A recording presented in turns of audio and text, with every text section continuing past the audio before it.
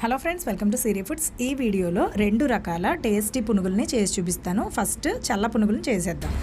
Road side బండి మీద వేసే చల్ల పునుగులు, అలాగే టేస్టీగా ఉండే పల్చగా ఉండే చట్నీని ఈ వీడియోలో ఎలా తయారు చేసుకోవాలో చాలా డీటెయిల్డ్గా చిన్న చిన్న టిప్స్ తోటి చూపిస్తానండి. చాలా టేస్టీగా ఉంటాయి. చూసారా, లోపల గుల్లగా చక్కగా బాగా వస్తాయి. ఈ పునుగులు తయారు చేసుకోవడానికి ముందుగా ఒక మిక్సింగ్ బౌల్ తీసుకోండి. దాంట్లోకి 1 కప్పుడు పెరుగు వేసుకోండి. పుల్లని పెరిగే అవసరం లేదు, నార్మల్ పెరుగైనా కూడా వేసుకోవచ్చు. రుచికి సరిపడా ఉప్పు వేసుకోండి. 1/2 టీ స్పూన్ వంట సోడాని వేసుకోవాలి. ఈ మూడింటిని కూడా 1 నిమిషం పాటు ఈ విధంగా విస్కర్ తోటి బాగా కలపండి. 1 నిమిషం పాటు కలిపితే పెరుగులో వంట సోడా ఉప్పు కలుస్తాయి కదా, వంట సోడా కలవడం వల్ల చూడండి ఈ విధంగా బబుల్స్ లాగా ఫామ్ అవుతుంది. ఒకవేళ విస్కర్ లేకపోతే స్పూన్ తోటైనా కలుపుకోండి. ఇప్పుడు ఇలా వచ్చిన తర్వాత 1 కప్పుడు మైదా పిండిని వేసుకోవాలి. మైదా వేసిన తర్వాత చక్కగా చేతితోటి బాగా పెరుగులో బాగా కలిసే విధంగా కలుపుకోవాలి. మొదట నీళ్లు వేసేయకండి. పెరుగులో పిండి బాగా మిక్స్ అయిన తర్వాత మీకు అవసరమైతే అప్పుడు 1 లేదా 2 టేబుల్ స్పూన్ల నీళ్లు మాత్రమే అవసరం పడతాయండి. ముందే మనం పల్చగా కలిపేస్తే దీన్ని నానబెడతాము. నానబెట్టిన తర్వాత మరి కొంచెం పల్చగా అవుతుంది. చూడండి, కన్సిస్టెన్సీ అనేది ఈ థిక్నెస్తో ఉండాలన్నమాట. పిండి పూర్తిగా కలిపేసిన తర్వాత కంటిన్యూస్గా ఒక 2 నిమిషాల పాటు ఇక్కడ నేను చూపిస్తున్న విధంగా పిండిని బాగా మర్దన చేసినట్లుగా ఈ విధంగా కొట్టాలి. ఇలా చేయడం వల్ల చక్కగా గుల్లదనం అనేది వస్తుందండి. చక్కటి రౌండ్ షేప్ అనేది వస్తుంది. ఇలా 2 నిమిషాలు బాగా మర్దన చేసిన తర్వాత ఈ పిండికి చక్కగా మూత పెట్టేసి అలాగే 2 గంటలు లేదా 3 గంటల పాటు అలా వదిలేయండి. 2 గంటలైనా కనీసం అలా ఉంచితే మనకి చక్కగా గుల్లగా రౌండ్గా వస్తాయి. ఈలోపు చట్నీ ఎలా చేయాలో చూపిస్తాను. ఒక మిక్సీ జార్ తీసుకుని 1/2 కప్పు పుట్నాల పప్పును వేసుకోండి. 1/2 కప్పు కొబ్బరి ముక్కలు వేసుకుని 6 పచ్చిమిరపకాయలని ముక్కలు చేసి వేసుకోండి. ఇది చట్నీ కారంగా ఉంటేనే బాగుంటుంది.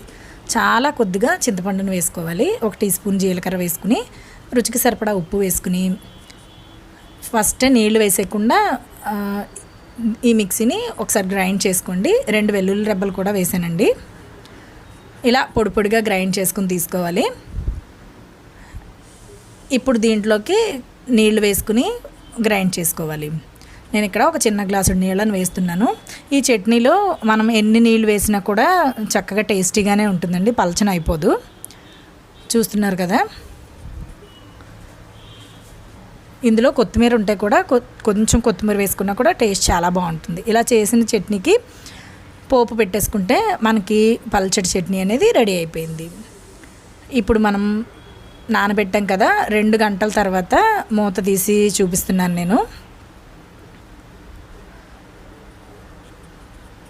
ఇప్పుడు మనం ఇలా ఒక వారం నుంచి తీసి చిన్న చిన్నగా పునుగుల్లాగా వేసుకోవాలి. పునుగులు వేసుకోవడానికి స్టవ్ పైన మూకుడు పెట్టుకుని డీప్ ఫ్రైకి సరిపడా ఆయిల్ పెట్టి అది బాగా హీట్ అయిన తర్వాత మంటని కొద్దిగా మీడియం ఫ్లేమ్లోకి టర్న్ చేసి ఇక్కడ నేను చూపిస్తున్న విధంగా మనకి వీలైనంత చిన్న చిన్న ముద్దల్లాగా ఆయిల్లోకి వేయండి. మనము వంట సోడా అది కలిపాం కదండి, అది ఆయిల్లో వేసాక పొంగుతాయి అన్నమాట.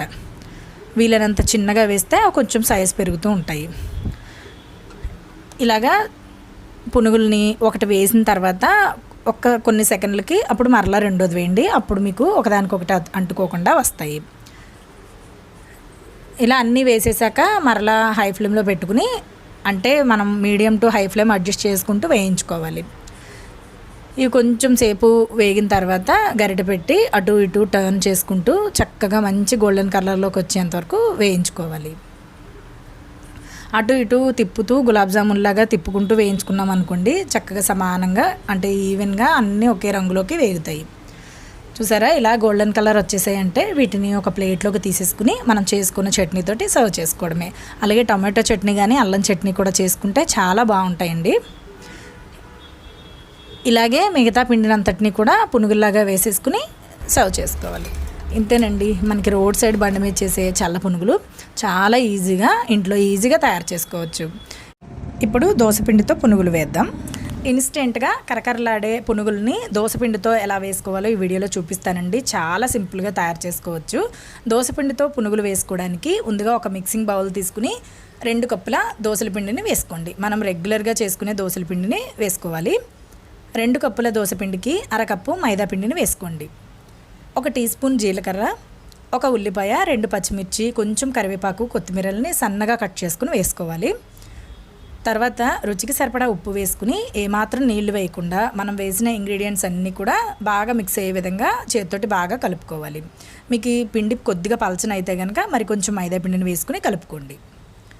చూడండి, ఈ విధంగా పునుగులు వేసుకోవడానికి ఈ విధమైన కన్సిస్టెన్సీ రావాలి. దీంట్లో సోడా గుండ వేయాల్సిన అవసరం లేదు. ఇప్పుడు పిండి రెడీ అయిపోయిన తర్వాత స్టవ్ ఆన్ చేసి మూకుడు పెట్టుకుని డీప్ ఫ్రైకి సరిపడా ఆయిల్ వేసి అది బాగా హీట్ అయిన తర్వాత మంటను మీడియం ఫ్లేమ్లోకి పెట్టుకుని నేను ఇక్కడ చూపిస్తున్న విధంగా కొంచెం పిండిని తీసుకుని పునుగుల్లాగా మూకుట్లోకి వేసుకోవాలి. వీటిని వెంటనే కదిపేయకూడదండి, కాసేపు అలా వేగనివ్వాలి.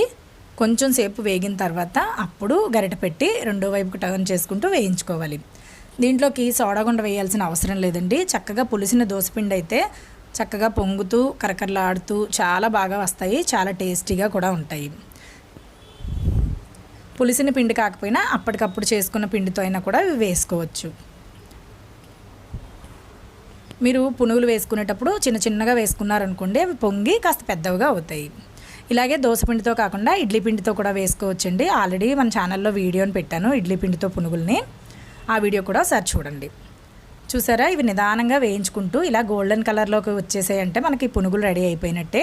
వీటిని ఒక ప్లేట్లోకి తీసేసుకుని చక్కగా వేడివేడిగా టమాటో చట్నీతో సర్వ్ చేసుకుంటే చాలా టేస్టీగా ఉంటాయండి ఇవి. ఇలా ఒక వాయి తీసేసిన తర్వాత రెండోసారి పునుగులు వేసుకునేటప్పుడు నూనెని ఒక్కసారి మంటని హై ఫ్లేమ్లో పెట్టుకుని అప్పుడు పునుగులు వేసుకుంటే మరలా క్రిస్పీగా చాలా బాగా వస్తాయి. ఇంతేనండి, ఈ 2 రెసిపీస్లో మీకు ఏ రెసిపీ నచ్చింది, అలాగే మీరు ఇంట్లో ట్రై చేస్తే మీకు ఎలా వచ్చింది అనేది నాకు తప్పకుండా కమెంట్ సెక్షన్లో రాసి తెలియజేయండి. అలాగే ఇలాంటి టేస్టీ రెసిపీస్ కోసం సిరి ఫుడ్స్ని సబ్స్క్రైబ్ చేసుకోండి.